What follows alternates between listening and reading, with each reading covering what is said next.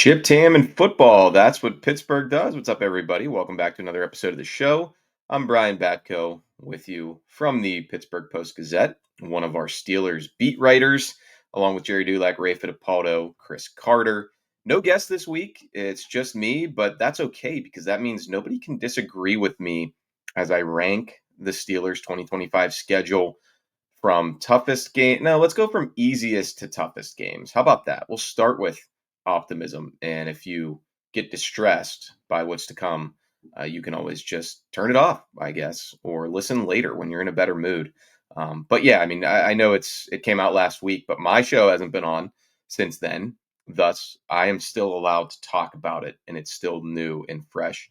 I don't make the rules of online sports content, just trying to follow them here. As always, show is brought to you by Pella. There's no better place to get new windows and doors installed in your home than from Pella, the fine folks who can help you save on your energy costs year round. Schedule a free in-home consultation with your local Pella windows and doors to find the right product for your home and your budget. I'm sure you've seen the trucks driving all around in the Pittsburgh area and beyond, so give them a call at 866-593-1560 to discuss a project further. That's 866-593-1560 to get started planning on your new windows and doors installation with Pella Windows and Doors of Pittsburgh. All right, when we come back, it's still going to be just me here on Chipped Ham and Football.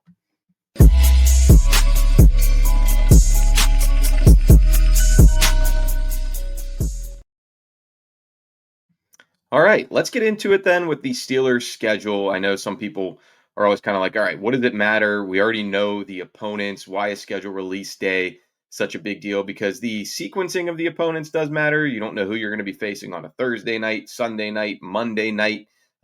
We also knew that there were going to be certain road games trickier than others. We knew there would be a trip to Dublin, most likely week 4, and most likely against the Vikings. But of course, that also became official. The only thing that's not official, of course, is the Steelers quarterback. Still anticipating Aaron Rodgers will sign.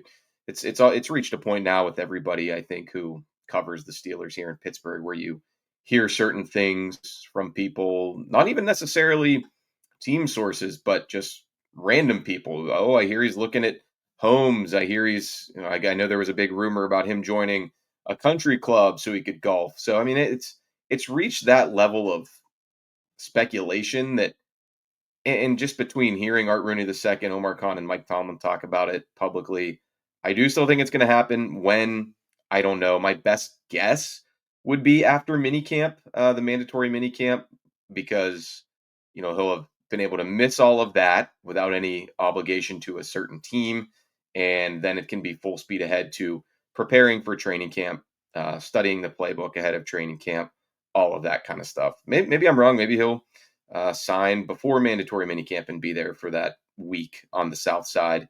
But these are kind of the threat. These are the checkpoints that I think we're at. Unless he signs, later this week or Monday, he won't be here for the first week of OTAs. And unless he signs, sometime during OTAs, probably won't be here for minicamp. And then the next, milestone, I guess if you want to call it that, would be training camp. So we'll see where that all goes. But I'm going to assume, for the most part, that he is going to be the quarterback as I rank these games. Let's start with what I think is the easiest game on the schedule. This is kind of like if you were filling out one of those college football bowl polls. You ever done those? And you have to do like the confidence ranking for each game. Well, that's probably from a bygone era. No one even cares about a lot of those bowl games anymore unless it's the college football playoff. But okay, my number one confidence ranking for the Steelers, a game that they should win in 2025. It's not close. This game to me is in a tier of its own. The Browns at home, week 6. The Steelers will be coming off of a bye because they get the week off after Dublin against the Vikings. The Browns will be coming off of another trip of their own overseas to London to play the Vikings. Hopefully I just said all that right. That was kind of confusing when you've got Browns, Steelers, Vikings, Dublin, London in 2 bye weeks to deal with there. But if they can't beat Cleveland at home on extra rest, where the Browns are coming off of an international trip, then that will be a really, really putrid loss. I don't care who the Browns quarterback is, whether it's Kenny Pickett, Dylan Gabriel, Joe Flacco, or Shedeur Sanders. Steelers are going to need to win that game we know that the schedule gets difficult in the latter portions. So I'm going to stick in the early part of the schedule with my second. I don't know about easiest. It's kind of a stretch of a term. I think the only layup, if you want to call it that, is that game I just mentioned against the Browns at Acrisure Stadium. But I might surprise you here. I'm going to go with that Vikings game, Week 4 in Ireland. I don't know what to expect from JJ McCarthy. I do think Kevin O'Connell's a good coach and will have a good plan and a good system and scheme and offense in place for the essentially rookie quarterback there. But I just think the pageantry for the Steelers playing over there in large part as a tribute to late team owner Dan Rooney. I mean, that there's going to be a lot of emotions that go into that. I think Mike Tomlin gets the team properly pumped up for that. And I think that's a game that they ultimately win. So I'd have that in my number 2 slot because of all those factors. Number 3, I'm going to go with the Colts at home, Week 9. I know they've been done in by the Colts in recent years, no matter who's under center. But I just look at Indy as a team that doesn't have a quarterback. Anthony Richardson, Daniel Jones. That's a bleak competition there for Shane Steichen to manage. I think they're all just kind of gritting their teeth to maybe get through this season and possibly like the Steelers, almost certainly like the Browns, get a crack at that 2026 quarterback class. Everybody mentions the Saints in this regard, but the Colts are a sneaky team. I think if Arch Manning does come out in the draft, I just have a feeling that the Anthony Richardson thing is going to get worse before it gets better for them. All right, Week 4, I'm going to go with, fourth, fourth lightest challenge on the schedule. I'm going to go with the Dolphins at home in Pittsburgh, Week 15. And Miami team coming up here in the dead of winter. If you can't invoke the home field advantage of playing in Pittsburgh that week against a team coming up from South Beach that has had its struggles in cold weather, famously, then that's a bad look for all involved. So that's where I have the Miami game. My top, rounding out my top 5 here of most manageable games on the Steelers schedule. Manageable's a good word. I'm going to go with the Seattle Seahawks at home. That's Week 2. It's the home opener. The North Shore should be rocking. I know the Steelers haven't always showed up for that particular game. We all think back to the 49ers, another NFC West team making the cross-country trip Week 1 a couple years ago. But again, that was Week 1. That was a Kenny Pickett-led team that we quickly found out wasn't really ready for prime time. Brock Purdy and that Niners offense was humming. This will be a Seahawks team making the cross-country trek, and I'm not entirely sold on Sam Darnold. I think I think they're sort of like the Steelers. Once they traded Geno Smith, that was kind of just the best of a lot of bad options for them. I think getting away from the Vikings won't be too kind to him. Steelers will be able to heat him up and have some success on defense against him, I think. But that Seahawks secondary could be a problem, no matter who's throwing the ball for the black and gold. All right, number 6. This is where, I mean, a lot of these are starting to run together when you talk about Vikings, Colts, Dolphins, Seahawks, another team that the Steelers do not play every season. There's not that familiarity in general, and there's certainly not that familiarity this year because we've got a new head coach for the New York Jets, Aaron Glenn, taking over what's long been a dysfunctional, some might say cursed franchise, but they're turning it over to Glenn, and of more interest to Steelers fans, of course, and Steelers beat writers, because I was someone who was pounding the table pretty loudly for this guy for a lot of last season and even training camp. Justin Fields will be their quarterback Week 1.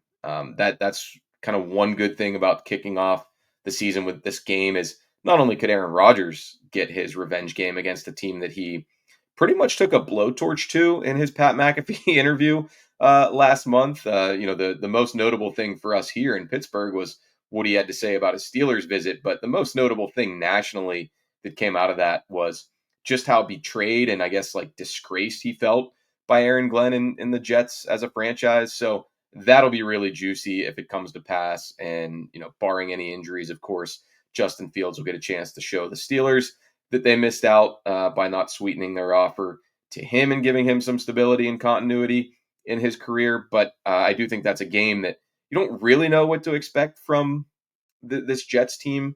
But the Steelers should be able to go on the road and beat a first-time head coach in his first ever NFL game, managing everything that comes with that.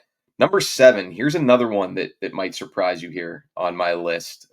Remember, we're going from lightest challenge to most grueling challenge over the course of this season.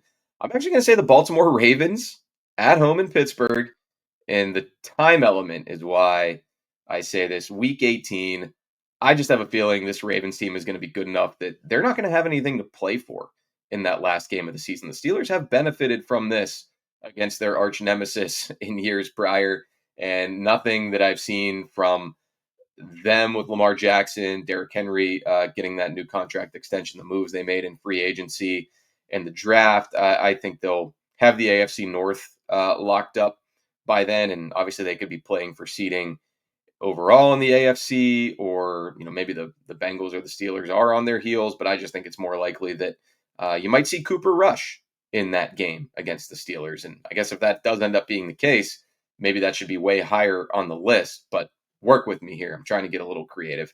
All right, 8th, I've got the Browns again, because if there were ever a year to sweep the Cleveland Browns, which the Steelers have not been able to do in a while, it should be this year with the debacle that is going on with their roster construction and vision or lack thereof. I think facing them, even in Cleveland on the road, week 17, it's gotten thorny up there for them before.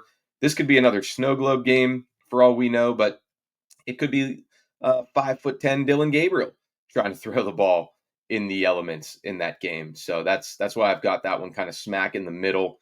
And now I think we're teetering on like the area of the schedule where, or the area of my rankings of the schedule, games that I think are more coin flips.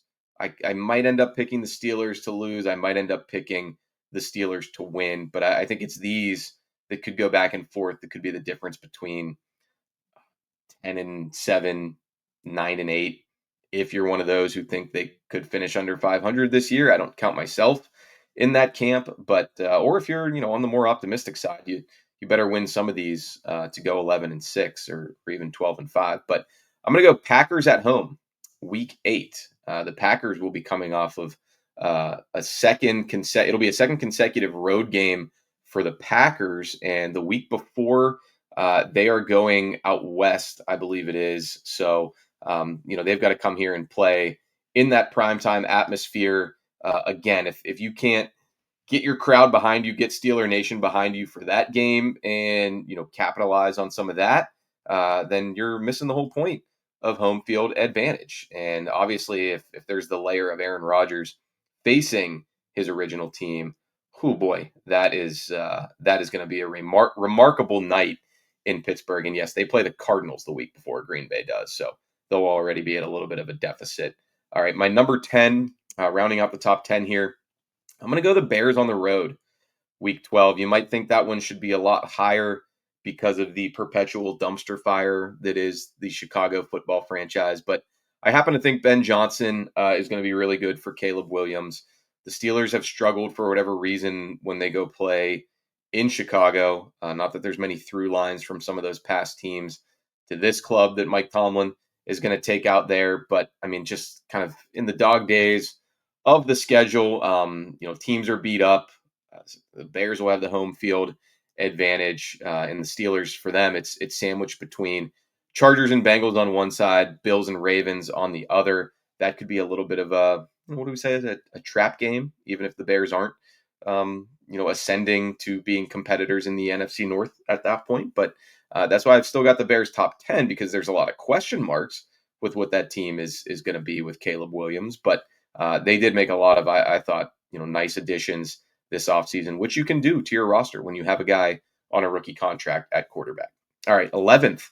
This is another one that you might say, why is this not higher up? Why is this not above, Packers, Ravens, Jets in terms of manageability? But that would be the New England Patriots on the road, week 3. I just think that they become a grind of a team to play against with Mike Vrabel back in there.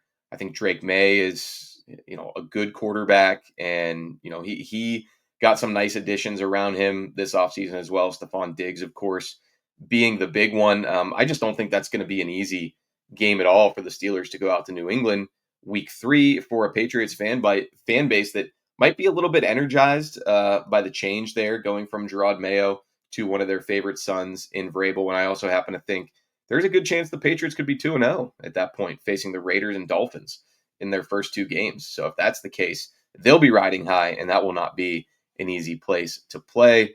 All right, 12th here on my ranking, the Cincinnati Bengals at home, week 11.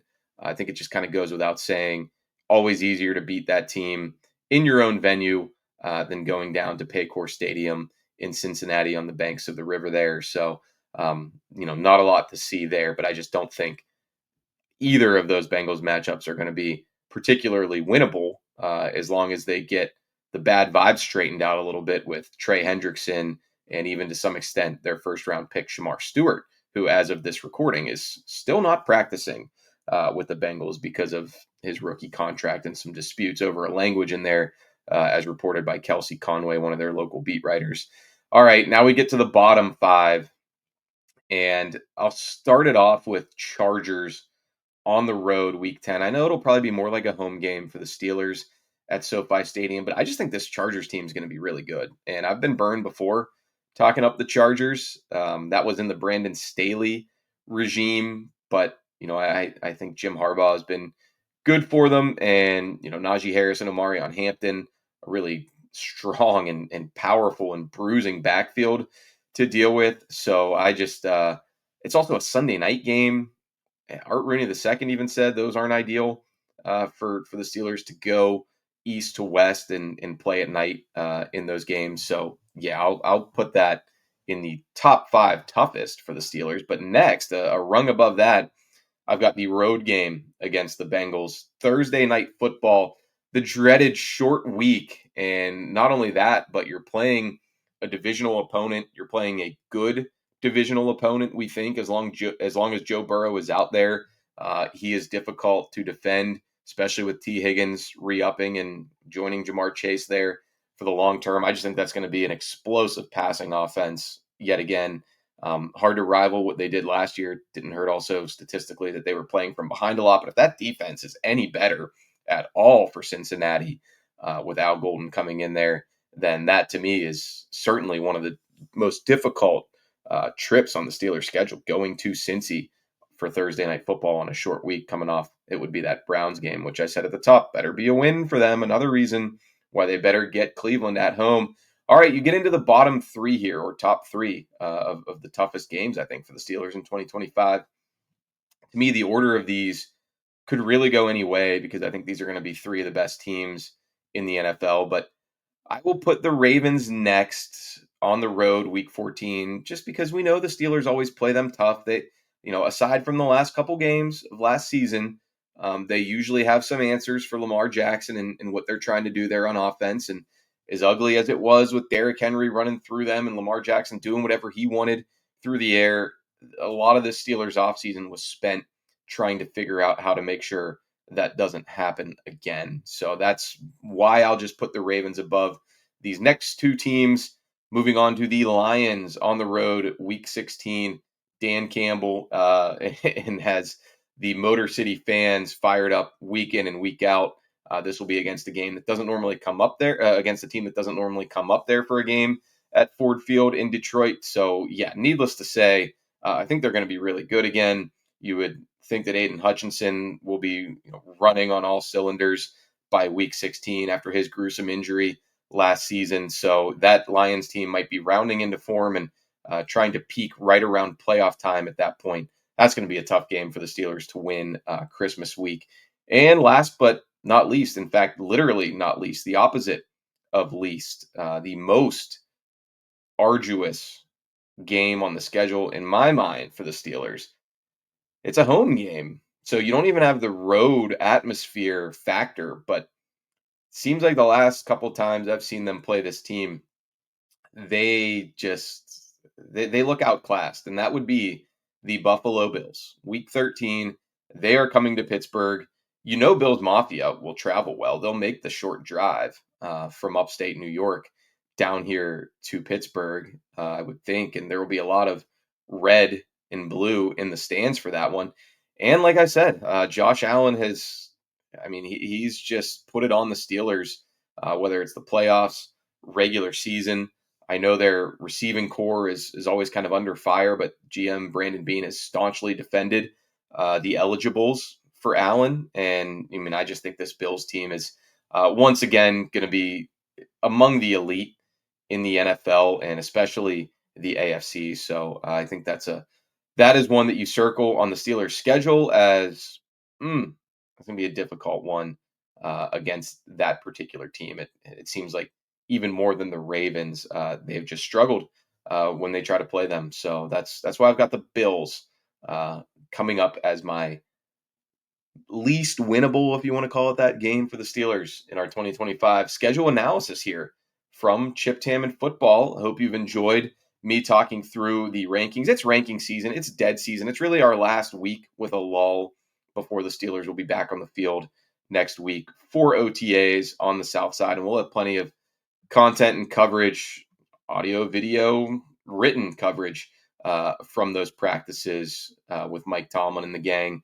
First steps for the rookies, probably the first steps for a lot of the newcomers who we haven't had a chance to see, and in some cases haven't had a chance to talk to just yet since they've joined the Steelers. So make sure to check us out for the rest of the week here on the PG Sports YouTube channel. North Shore Drive shows with Chris Carter and Ray Fittipaldo, Chris and myself as well, Jason Mackey, Paul Zeiss. We'll have never a dull moment here, even if it is a little bit of a quiet period right now for the Steelers in the NFL. Unless, of course, Aaron Rodgers decides to sign at some point here. You never know. He's going to concerts. He's going to horse races. He's wearing potentially a wedding ring.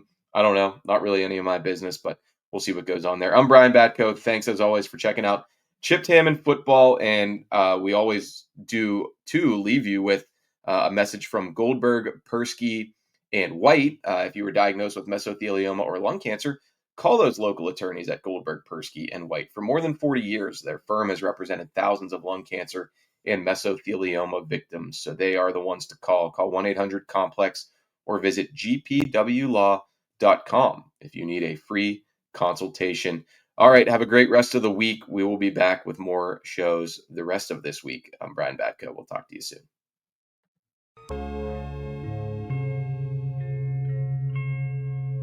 Thank you for checking out this content from Post-Gazette Sports. If you watch this video on YouTube, please like the video and subscribe to our channel. For all of the sports coverage the Post-Gazette has to offer, visit post-gazette.com.